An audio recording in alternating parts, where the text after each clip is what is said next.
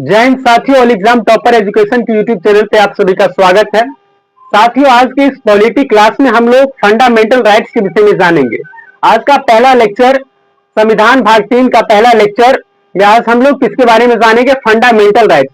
Fundamental rights को ही मूल या मौलिक अधिकार कहते हैं। तो आइए विस्तृत जानते हैं फंडामेंटल राइट्स के बारे में।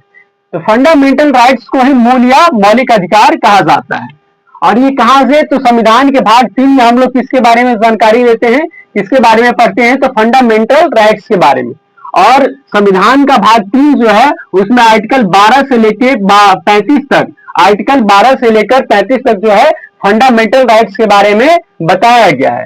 आपको साथियों बता दें कि ये फंडामेंटल राइट्स जो है किसी सरकार या संस्था पे लागू नहीं होता है, ये आम नागरिकों पर या किसी व्यक्ति पर लागू होता है। फंडामेंटल राइट्स जो है व्यक्ति पर लागू होता है, ये किसी सरकार या संस्था पे लागू नहीं होता है। और एक बात ये भी याद रखिएगा कि फंडामेंटल राइट्स मूल या मौलिक अधिकार है, अमेरिकी संविधान से इसको लिया गया है।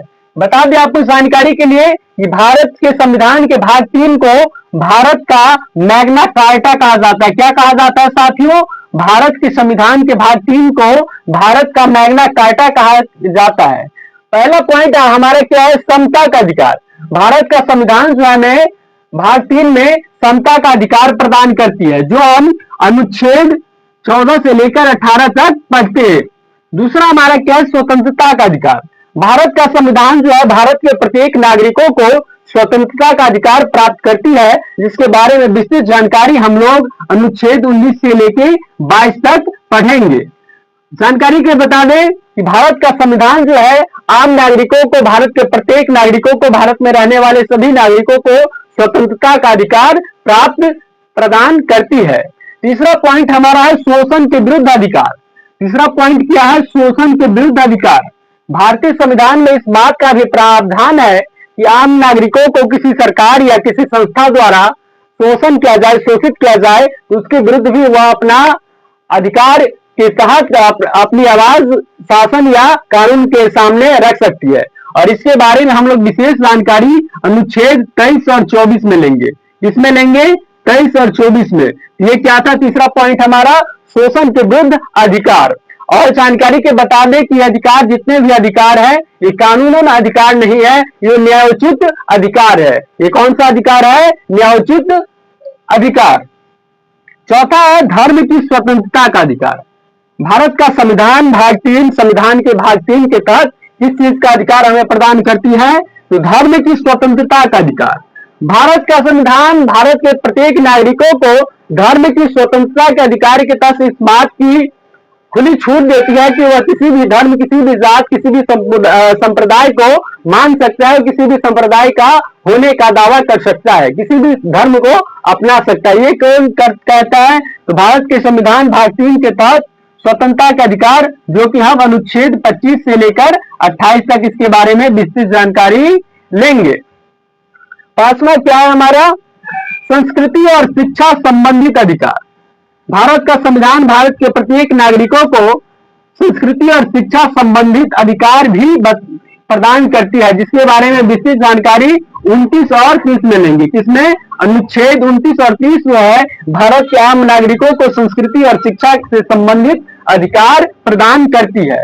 छठा पॉइंट हमारा है संपत्ति का अधिकार। छठा पॉइंट हमारा क्या है? संपत्ति का अधिकार। भारत के संविधान भाग 3 के तहत भारत के प्रत्येक नागरिकों को संपत्ति का अधिकार भी प्राप्त है, जिसके बारे में विस्तृत जानकारी अनुच्छेद 31 में लेंगे। किसमें लेंगे? आर्टिकल 31। सातवां पॉइंट हमारा है संवैधानिक उपचारों का अधिकार। संवैधानिक उपचारों का अधिकार, और यह अधिकार के बारे में हम लोग अनुच्छेद 32 में पढ़ेंगे। तो आज के इस वीडियो में हम लोगों ने फंडामेंटल राइट्स के जो बेसिक हैं उसके बारे में जाने हैं। फंडामेंटल राइट्स के जो बेसिक हैं, मूल अधिकार या मौलिक अधिकार, उसके बारे में जाने हैं।